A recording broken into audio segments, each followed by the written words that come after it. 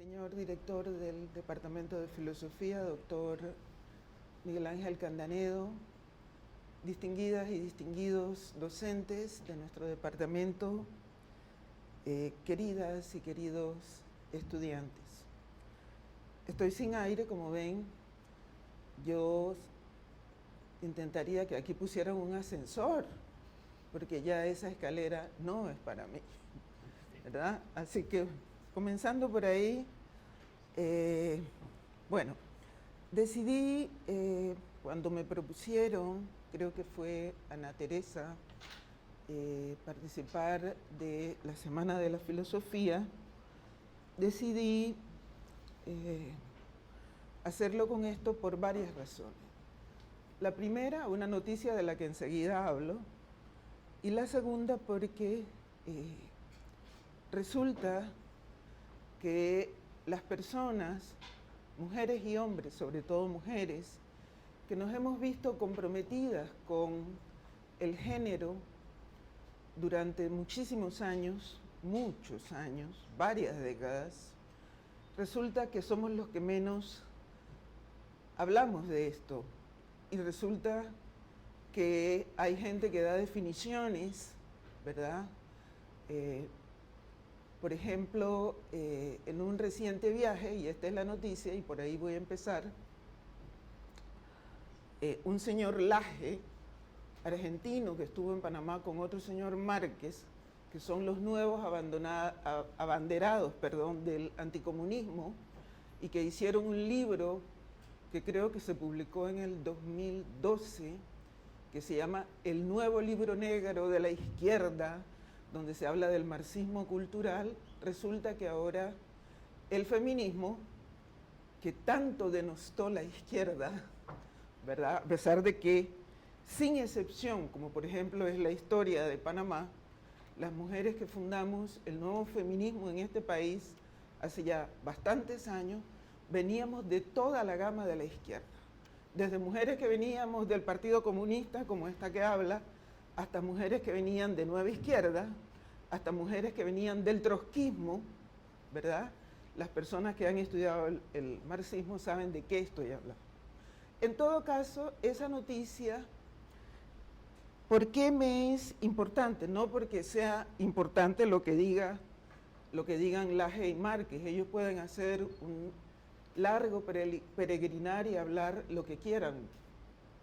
No, sino porque me di cuenta que cada vez es más evidente la presencia de estas visiones distorsionadoras, ¿verdad? De estas visiones anticomunistas y antifeministas, de estas visiones antihumanistas, no pocas veces racistas, misóginas, ¿verdad? Son las que tienen mayor aceptación, dada la pobreza de nuestros medios de comunicación, de lo que nuestros periodistas, tengo una hermana periodista, consideran es la noticia, ¿verdad?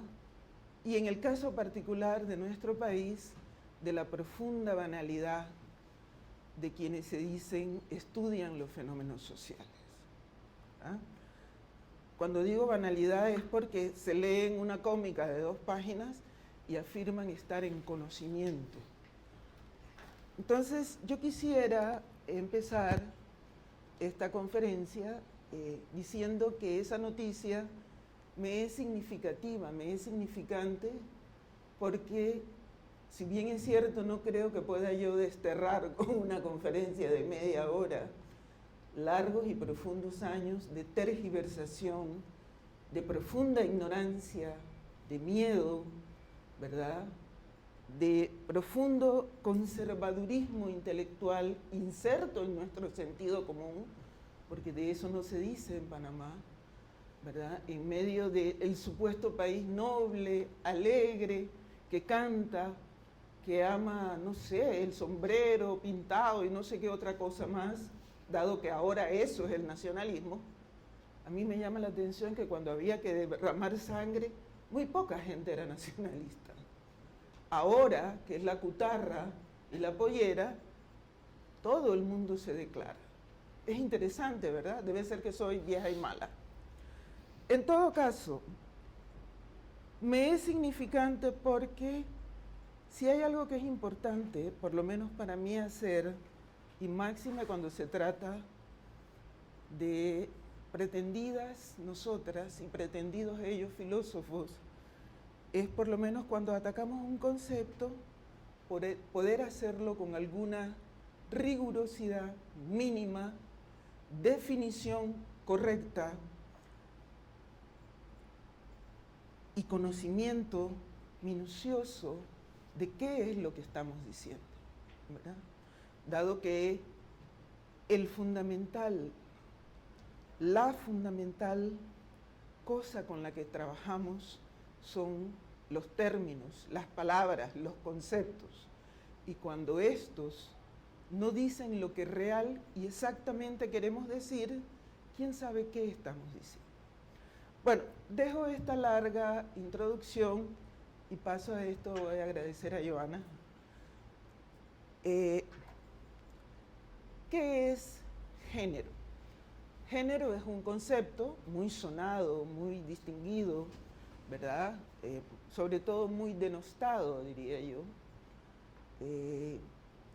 Es un concepto que nace en su última acepción, luego de un largo proceso que vamos a ver. Nace en el año 75 por una famosa socióloga y antropóloga norteamericana, Gayle Rubin, profesora de Stanford y profesora de estudios de género en Harvard, ¿verdad? O sea, no estamos hablando de cualquiera. Y formula la actual acepción, no la que circula coloquial y popularmente en los pasillos, ¿verdad?, sino la que circula en la academia, dado que es una antropóloga, y dice Gayle Rubin que un sistema sexo-género, el concepto, la categoría género, es el conjunto de disposiciones por el que una sociedad transforma la sexualidad biológica en productos de la actividad humana y en el cual, en ese sistema, se satisfacen estas necesidades transformadas. Por ejemplo, un ejemplo mínimo que puedo desarrollar después. Toda sociedad, desde las más avanzadas, las sociedades de la opulencia, del despilfarro, de la vida buena para una inmensa mayoría, hasta sociedades muy atrasadas, muy primitivas, de la escasez y del atraso, todas sin excepción, a lo largo de la historia humana, sin excepción, las que existieron, las que existen y las que existirán siempre. Eso es una de las condiciones, ¿verdad?, de ser humano, siempre elabora un conjunto de ideas, voy a usar la noción de idea que es más suave que concepto, sobre lo que debe ser, no sobre lo que es, sobre lo que debe ser una mujer o un hombre. Y en esa situación se crea una dialéctica en la que los seres humanos, mujeres y hombres que nacen, ¿verdad?, son formados, son orientados a todo, desde elegir profesión, ejercer sexualidad, tener ideas de diverso tipo, hasta cómo se debe sentir un hombre y cómo se debe sentir una mujer. En América Latina era de ley, lo comprobamos en una investigación latinoamericana que hice con otras varias amigas académicas de diversos países. Incluso algunos países eran peor que Panamá, ¿verdad? A pesar de que yo fui una de las que vivió eso, de que tu madre o tu abuela o tu tía te dijera que por favor cerraras la boca, porque si seguías mostrando que eras una persona que tenía demasiadas ideas, ningún hombre te iba a querer, porque a los hombres no les gustan las mujeres con ideas. Al parecer hay que ser un poco bruta para ser atractiva. Eso es parte del conjunto de los elementos de género, ¿verdad? ¿O han oído ustedes algún padre o madre que le diga a su hija, ahora sí, después de 40 años de feminismo, tú puedes ser astronauta, lucha para que seas física y trabajes en Harvard o en la NASA o en el CERN, ¿verdad? Pero hace en tiempos históricos relativamente muy poco, era justo lo contrario. Madres, abuelas, tías, todas con muy buena intención, sobre todo la intención de que te casaras, ¿verdad? Y que algún hombre te hiciera el gran honor de darte su apellido, te aconsejaban no parecer tan inteligente, porque de verdad aquello no es que solamente lo exterior, es que además eso va acompañado de un proceso que los psicólogos llaman de troquelación. Toda tu identidad psíquica, tus valores, tus ideas, tus emociones, lo que sientes, lo que debes soñar, lo que aspiras, la expectativa. ¿De dónde creen que salen aquellas palabras que dice el padre junto al niño, no se pare así que los hombres así no se paran? No manotee así que los hombres no matan, porque hasta eso está troquelado por una visión genérica. La gente es consciente de eso, a saber, ¿verdad? Lo que sí saben que ese es el deber ser, y ese deber ser es parte del sistema sexo-género.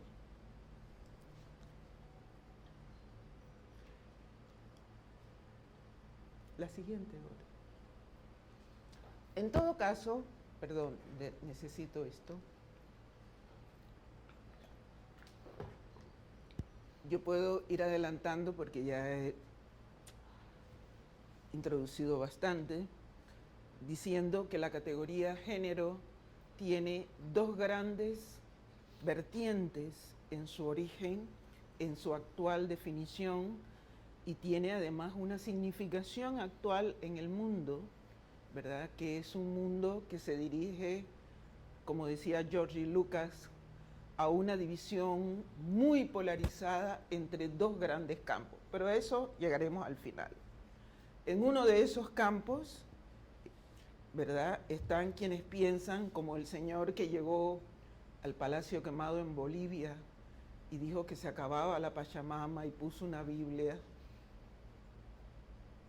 Y uno debería preguntarse, ¿y por qué la gente que cree en la Pachamama y en la Huipala no deberían seguir creyendo, y los que quieran seguir creyendo en la otra cosa, también que sigan? ¿De verdad son antagónicos en la coexistencia? Y lo dejo ahí para seguir con lo mío. En todo caso, una primera vertiente de fenómenos tiene que ver con lo político, con lo histórico, con los procesos en el mundo que pudiéramos rastrear hasta antes de la Revolución Francesa, cuando comienzan los preparativos de lo que va a ser el mundo de la Ilustración. Yo diría que cuando Gayle Rubin publica su artículo, el artículo en el que ella diseña la categoría género tal como académicamente la usamos ahora, su artículo, como ven, tiene una influencia marxista de Lévi-Strauss y de varios otros, ¿verdad?, de Lacan y otros. Dice: el tráfico de mujeres, notas sobre la economía política del sexo. Ella completaba una larga búsqueda académica, pero también completaba un largo proceso político de las mujeres para encontrar una definición que satisfaciera, ¿verdad?, su propia necesidad de no ser definida por nadie más que por ti misma. Eso se puede rastrear incluso en en el libro hasta de, por ejemplo, para hablar de Revolución Francesa, en el libro de Mary Wollstonecraft o en las propias acciones y actividades de Olympe de Gouges.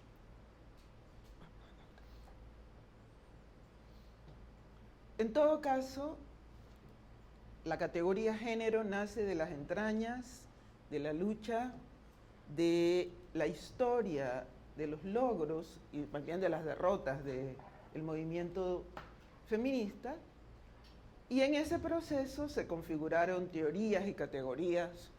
Durante varios años hubo un intenso enfrentamiento intelectual a finales de los años 70, ¿verdad? Después que surge la categoría género, hay sectores, sobre todo académicos del feminismo, que impulsan la categoría género como una categoría plástica y que puede expresar los cambios en la condición de mujeres y hombres, en su feminidad y en su masculinidad, sin la dureza de no cambio que implica, por ejemplo, el concepto patriarcado.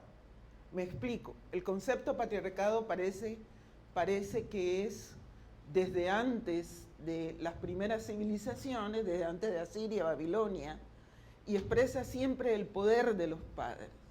Pero a lo largo de las sociedades históricas, no pocas veces, como muestra por ejemplo la historia de Egipto, como muestra la propia historia griega, como muestran unas otras varias historias, ese poder de los padres pasó a ser, por ejemplo, el poder de los hermanos o el poder de los cuñados, ¿verdad?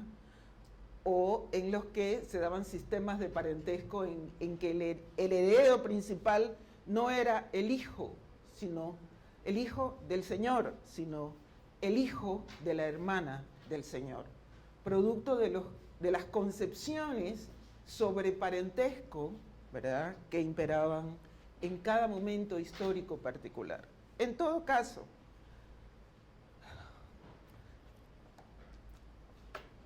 esa larga búsqueda intelectual, ¿verdad?, provocó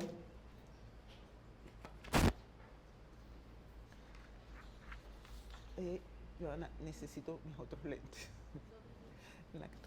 Perdón, necesito mis otros lentes. Cosas de la edad, ustedes saben, ¿verdad? Cuando logren llegar a mi edad, porque es un logro, la otra alternativa real, material, existente es morir joven. Creo que nadie quiere, ¿verdad? Bueno, van pasando cosas. Van pasando cosas. Ok, aquí. Gracias, profesor.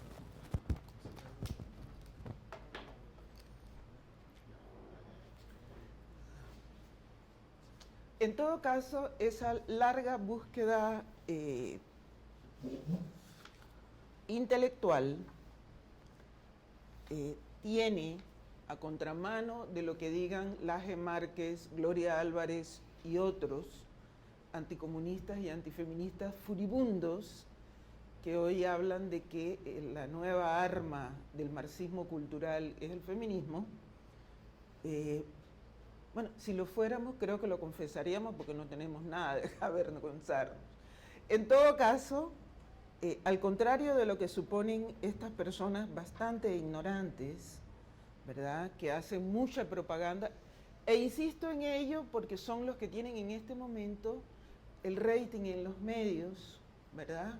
Se escribe, sí, porque no sé qué, que la feminazi, por ejemplo, hace 2 años cuando echaron a Judith Butler, una influyente socióloga de nivel global, es así, Francisco, ¿verdad? La echaron de Brasil saliendo de un aeropuerto, ¿verdad? Lo que se decía, una de las campatas lo que decía era feminazi. Quien tenga un mínimo de vergüenza intelectual sabe que si hubo un régimen político, si hay un sistema político enemigo de los derechos de las mujeres, fue precisamente el régimen nazi. Pero bueno, en todo caso, esa búsqueda intelectual nos lleva a fines del siglo XIX, el fundador de, podríamos aseverarlo, de la última de las disciplinas científicas que se separa formalmente de la filosofía, la psicología. En uno de sus textos, dice Sigmund Freud, la pregunta fundamental que nunca ha tenido respuesta y que yo mismo no puedo, no sé si lo pueden leer desde allá, que yo mismo no puedo contestar a pesar de mis 30 años de investigación sobre el alma femenina, es esta: ¿qué es lo que quiere la mujer? ¿Hay algún problema con esta afirmación? El problema es metafísico, ¿verdad? Es absolutamente metafísico, porque resulta que lo que existimos son las mujeres históricas en sociedades, en culturas, en niveles y grados de desarrollo, en naciones colonizadas o no, opulentas o no, miles y miles de estratos históricos y sociales distintos.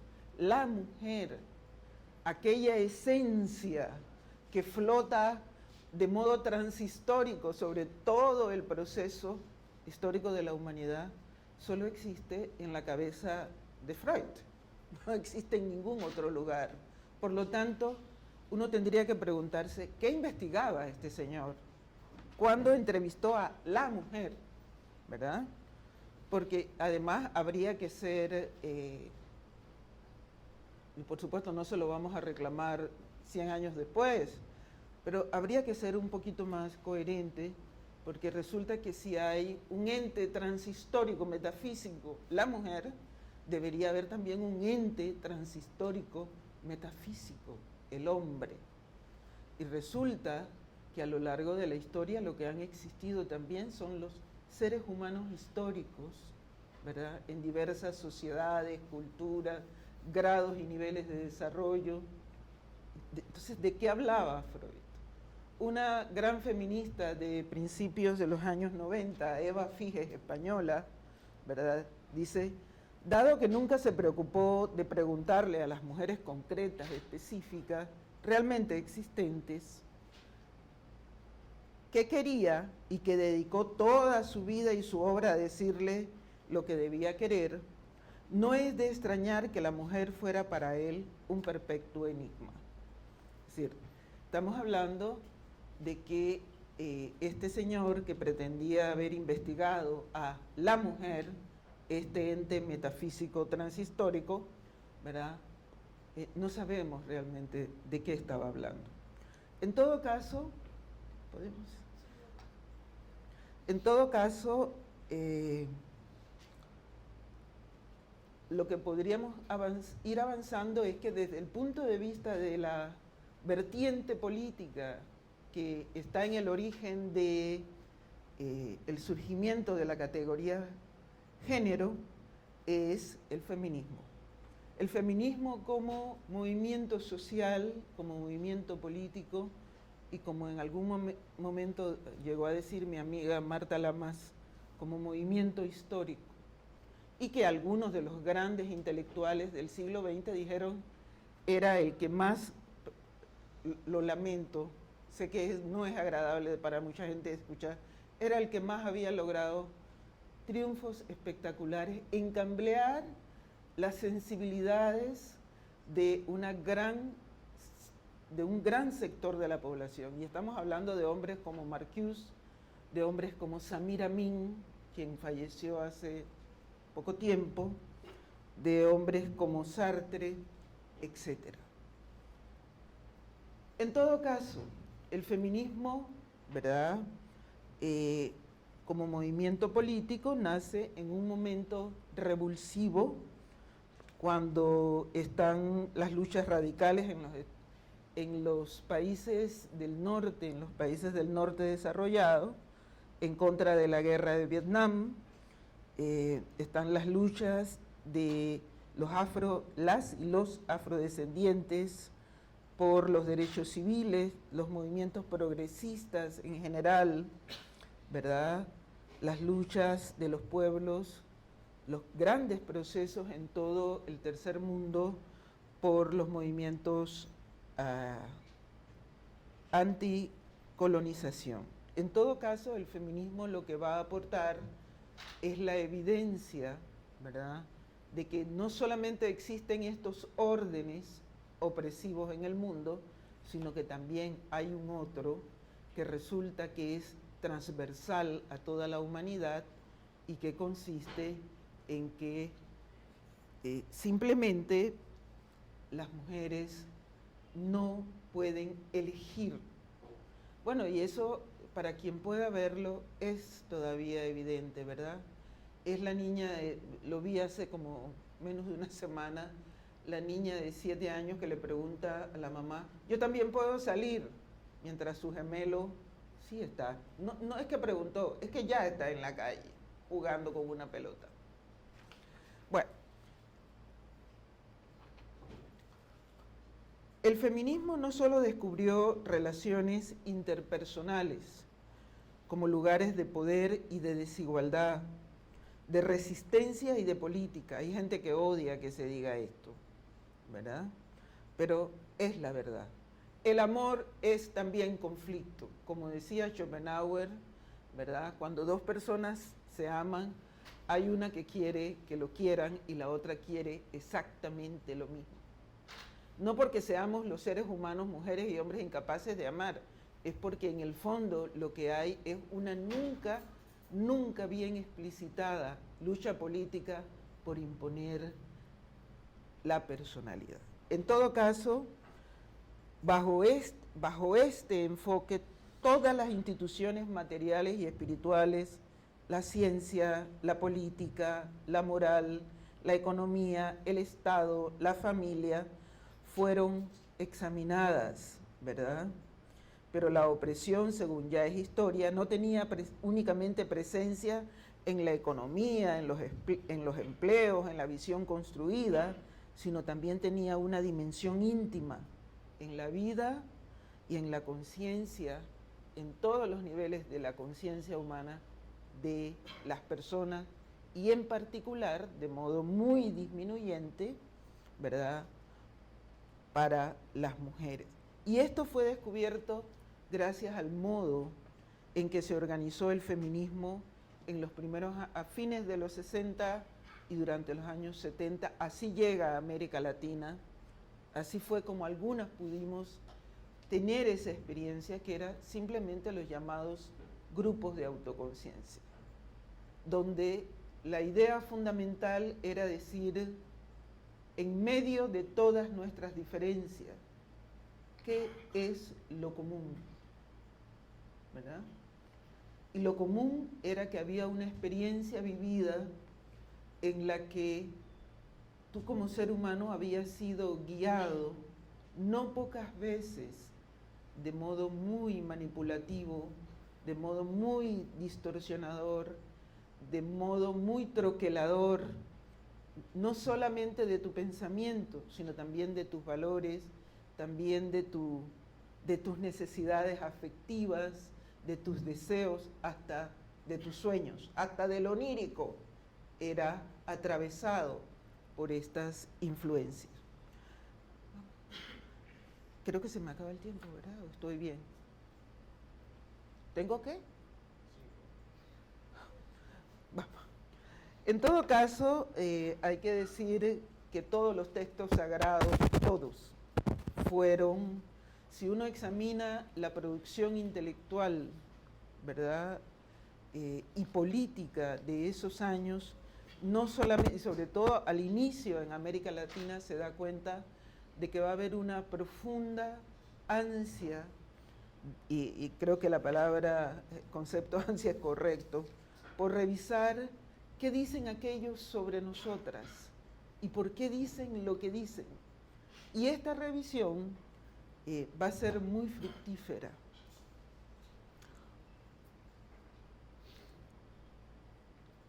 Para que Rubin pudiera definir el género como esto, hubo muchísima investigación antropológica económica, psicológica, sociológica, histórica, ¿verdad? Son, por ejemplo, paradigmáticas las investigaciones, por ejemplo, de Sheila Robotham en la historia del desarrollo de la construcción de la femineidad, por ejemplo, de las mujeres inglesas, ¿verdad? Y para que Rubin pudiera decir esto, ¿verdad? Para que pudiéramos llegar a condensar un concepto que logra conectar el conjunto de las condiciones materiales objetivas y el conjunto de los elementos que constituyen la identidad subjetiva, hay que imaginarse todo el trabajo de investigación inter, multi y transdisciplinaria que hubo en eso. Voy a ver si ando un poco más rápido. En todo caso, si nos vamos a la otra vertiente, a la vertiente de la investigación intelectual, que no pocas veces estuvo poco relacionada con las actividades políticas y sociales de las mujeres, pero por lo general lo estuvo, ¿verdad? Y aquí deberíamos decir que esto se va a producir desde mediados del siglo XIX, y particularmente sobresalen, no sé si los nombres se logran, los campos se van a dividir a medida que avanzan las investigaciones. Un gran grupo, sobre todo de hombres, ¿verdad?, van a establecer que no hay nada. Estoy recordando, por ejemplo, particularmente a John Stuart Mill, que en su obra con Harriet Taylor Mill, ¿verdad?, La sujeción de la mujer, dice, desde el punto de vista de la constitución ontológica, no hay nada que impida a una mujer tener igual educación, ni le va a pasar nada, porque en el siglo XIX se decía, por ejemplo, que acceder a la educación superior, por un efecto muy extraño, ¿verdad?, apenas uno accedía a la educación superior y era mujer, tus ovarios se contraían y eras incapaz de concebir, ¿verdad? John Stuart Mill dice, esto es ridículo. Friedrich Engels igual, Friedrich Engels incluso llega a plantear uno de los asuntos más radicales, que creo que todavía hay amigas que dicen, eso es lo que deberíamos hacer los seres humanos. Llega a plantear que el amor, en vez de establecer los seres humanos una monogamia de por vida, debíamos establecer una monogamia serial. Mientras estuvieses enamorado de, a ver, ¿qué novio podría tener yo? Brad Pitt. De Brad, entonces me quedo con Brad. Se acabó el amor con Brad y ahora un nuevo amor, no sé, George Clooney, y así. A eso se refería. Estamos hablando de un hombre del siglo XIX. Hoy hay gente que oye esto y cae desmayada, ¿verdad? Le da un faracho porque aquello es impensable. Y esto lo dijo este revolucionario hace ya más de 100 años. Por ejemplo, August Bebel, ¿verdad?, quien en el Congreso de Gotha queda solo, fue el único de los grandes socialistas que apoyó la lucha de las sufragistas y quedó, por supuesto, ridiculizado por el resto de la izquierda socialdemócrata de la época. Ese gran sector de hombres que acabo de mencionar decían, no hay nada ontológico que impida a las mujeres votar, educarse, trabajar y ganar igual dinero. En cambio, otros, que no sé si se logra ver, por ejemplo, Otto Weininger, quien muere a los 23 años, luego de publicar un libro donde decía que tal era la inferioridad de las mujeres que ni siquiera, siguiendo los pasos de Rousseau en el Emilio, ¿no?, según la cual Sofía debería ser educada, y hay gente que todavía cree en eso, para aprender cómo se fríe bien un par de huevos, para que Emilio pueda, ¿verdad?, desayunar antes de emprender los estudios.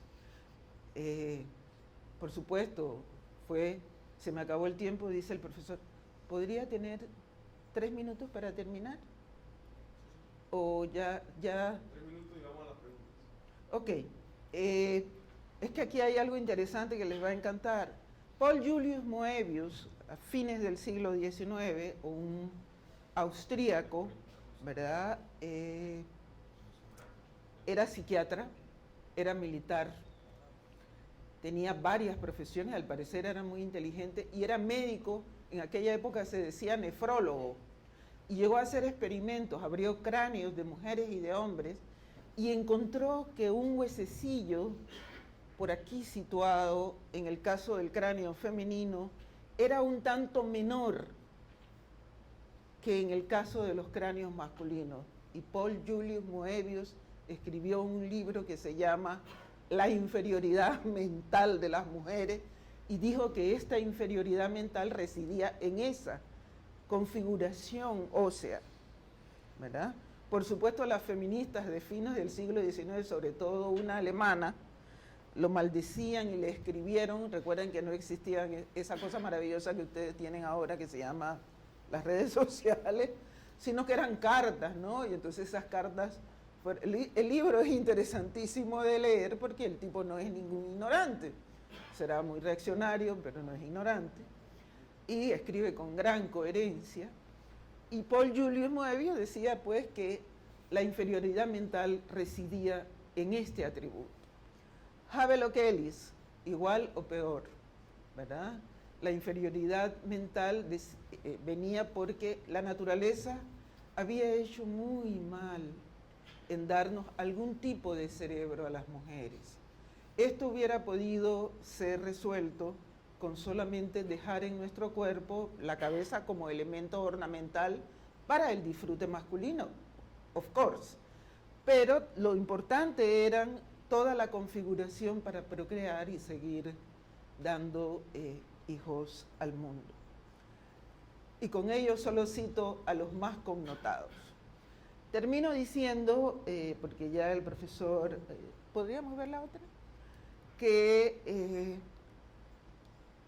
estas investigaciones, por supuesto, cuando comienza el siglo XX, en el año 35, la famosa antropóloga Margaret Mead demuestra que efectivamente las sociedades humanas históricas sí construyen formas de troquelar la personalidad humana y constituir hasta nuestros sueños y nuestros deseos, nuestras expectativas, nuestros conceptos, nuestras ideas más nocionales, menos construidas.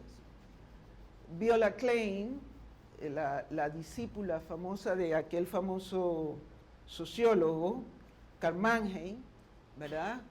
Dice que hace una gran investigación, examina las investigaciones producidas en el siglo XIX y hasta el año en que ella, en el año 47, en que publica su obra, y dice Viola Klein, no hay nada de cientificidad alguna en todas estas investigaciones. Todas están plagadas del prejuicio sobre la constitución femenina.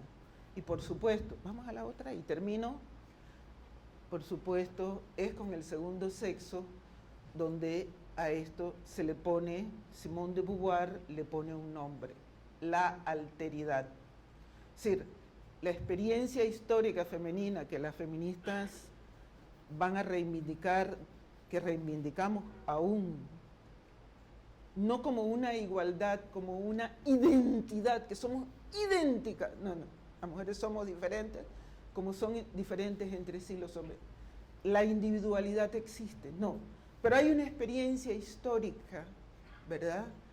Y a esa experiencia histórica que las sociedades anidan en su proyección social, en la madre que le enseña desde el primer momento la cosmovisión del mundo a su bebé, ¿verdad? Cuando te dice esto malo y esto feo y esto por aquí, te está dando el orden del mundo, te lo está diciendo cómo debe ser el mundo. En todo caso, termino diciendo, porque la información sobre Simone creo que es mucho más fácil de hallar, Simone de Beauvoir descubre la alteridad. ¿Por qué es tan difícil? Porque el ego masculino necesita un espejo del doble de su tamaño. Creo que es suficiente provocación por ahora, así que muchas gracias.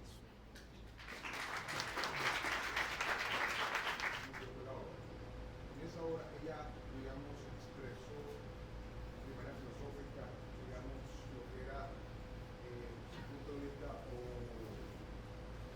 concepción antagónica de los criterios, lo que es la misoginia de la época en la que vivió. Y tuvo la oportunidad de poder publicar bajo su nombre.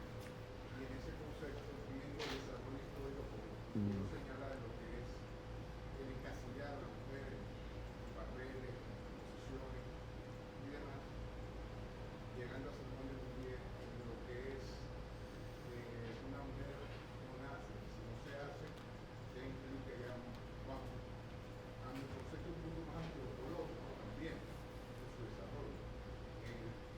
Dando esto como una base, me pregunta, ¿usted cree que todavía haya una manera de cómo unificar esto de donde ese feminismo se vuelva como un humanismo real en el cual sea la inclusión de todos los seres humanos? Porque claro, veo que el feminismo radical, el feminismo lesbiano también es una persona antagónica machista.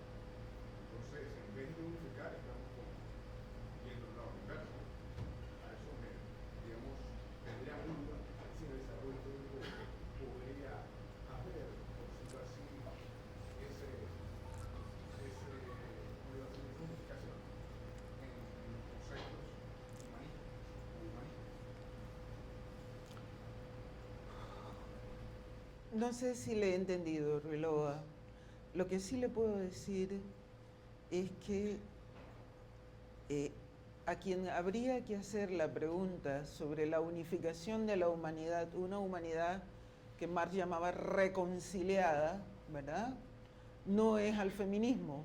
Como dijo Gramsci, todos los movimientos sociales nacen de la negación a la opresión.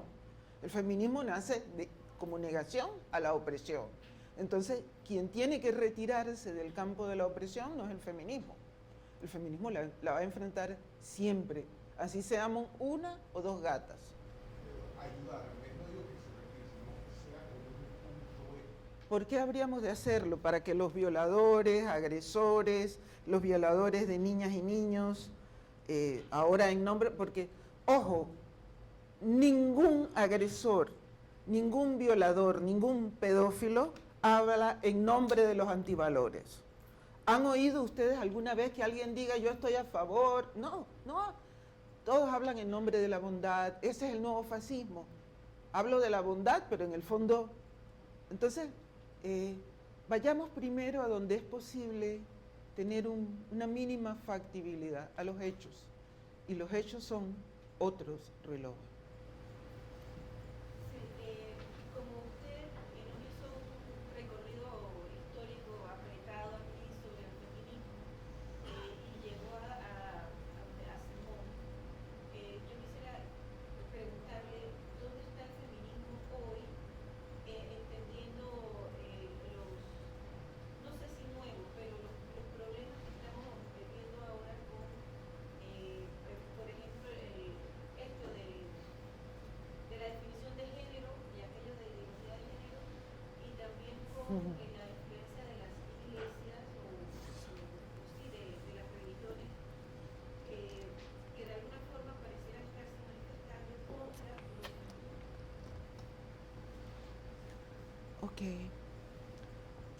A ver, son como muchas cosas, Ana Teresa, pero voy a intentar. Lo primero, yo diría que ¿dónde está el feminismo hoy? En todas partes, ¿verdad? Yo tuve la oportunidad de estar en la tercera conferencia mundial en Nairobi y en Beijing. Y habían feministas africanas y las hay hoy, asiáticas y las hay hoy, europeas.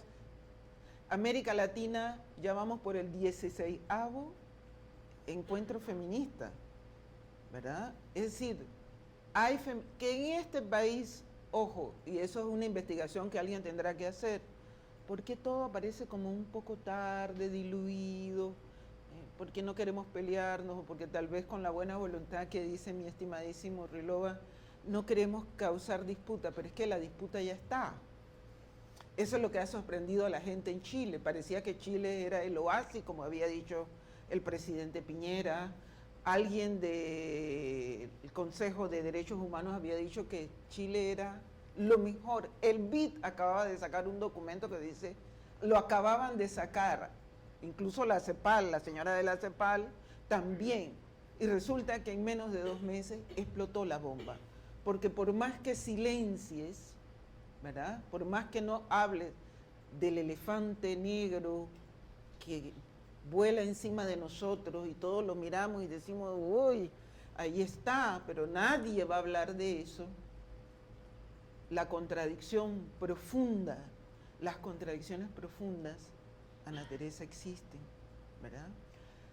Entonces, sí, está en todos lados y está muy diversificado. Hay feministas anticoloniales, hay feministas de la interseccionalidad, hay feministas. Yo he estado en esto mucho tiempo y sigo creyendo que es un feminismo, no por universalismo, me miro al espejo y sé quién soy, sé que soy del sur, de la América Latina, colonizada y explotada, no tengo ninguna duda en eso, ¿verdad? Pero creo que está en todos lados, que es diverso, ¿verdad? Y creo como parte del nuevo conjunto, ¿verdad? De la gran división social, esto que mencionaba de George Lucas, ¿verdad? Antes de que estallara la Segunda Guerra Mundial, decía George Lucas, se están formando 2 grandes campos, es inevitable, las masas salen. Bueno, el feminismo es parte de eso. Es parte de eso y tú ves lo que ha pasado en Chile con los movimientos feministas, en Argentina, y pasa todos los días. En relación a lo de, ¿qué era? Simón, ¿verdad? Sí, mi pregunta de dónde está el feminismo es cuáles son, digamos, los retos de hoy con las arremetidas que está sufriendo, por decirlo así. Sí, los retos son muchos, diversos, porque a ver, voy a decirlo tal vez de manera no muy elegante y seguro hasta desagradable. Luego de la derrota que acabamos de cumplir 30 años de la caída del muro, con todas las implicaciones y significados para la izquierda, ¿verdad? Por eso es que logran gente como Márquez y Laje decir que somos la nueva punta de lanza, el nuevo caballo de Troya, ¿verdad? Yo no sé si, ¿podrías ponerme la última, Joana, para ilustrar un poco lo que le quiero decir a Ana Teresa y ya no robarme más tiempo? Hay un deseo en muchos sectores ultraconservadores, dado que ya derrotaron políticamente los proyectos de la izquierda a tales grados, bueno, está Evo en México, ¿verdad? Y quieras o no, nos guste o no, es una especie de derrota. No lo eximo de sus equivocaciones, pero bueno, es lo que ha ocurrido. Ahora resulta que estos sectores no se van a conformar con detener eso. No solamente quieren detener los cambios en la calle, en la institucionalidad económica, en la institucionalidad política, quieren cambiar los cambios en nuestras conciencias, en nuestros cuerpos, quieren cambiar los cambios que se han dado en nuestras formas mismas de vernos a nosotras mismas. ¿Me explico? Entonces, son muchísimos retos.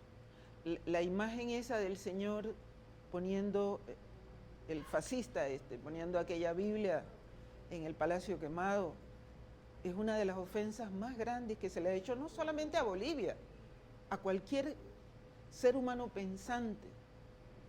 ¿En qué le perturba que sea la bandera de los indígenas en un pueblo que tiene, creo que es más de 60, profesor? 70% de población indígena. Entonces, los retos, Ana Teresa, tal vez, yo te agradezco que tú seas tan generosa de pensar que yo puedo contestar esto, ¿no? Pero los retos son muy grandes, son muy fuertes, y yo simplemente terminaría con esta cita que la había dejado para el final, ¿verdad? Es, sorry, es una cita de la, ¿se apagó? De la que fue la secretaria de León Trotsky antes, en México, antes de su asesinato. Raya Dunayevskaya, rusa, que vivió en los Estados Unidos, decía: el movimiento de liberación femenina que apareció en el escenario histórico a mediados del decenio de 1960 no se pareció a nada anterior en todas sus muchas apariciones a través de la historia. Su rasgo más exclusivo fue que sorprendentemente no solo procedió de la izquierda, sino que fue dirigido contra ella, y no desde la derecha, sino dentro de la izquierda misma. Hay una gran izquierda mayoritaria que a veces no logra entender, como dijo Samir Amin en su libro del año 99, en la parte final del libro, Samir Amin dice: los movimientos por la paz, los movimientos de los jóvenes del 68, el movimiento feminista, le han demostrado a toda la izquierda mundial que no solamente hay que cambiar de régimen político, no solamente hay que cambiar la estructura económica, hay que cambiar mucho más, todos los órdenes que ellos denuncian. Bueno, muchísimas gracias.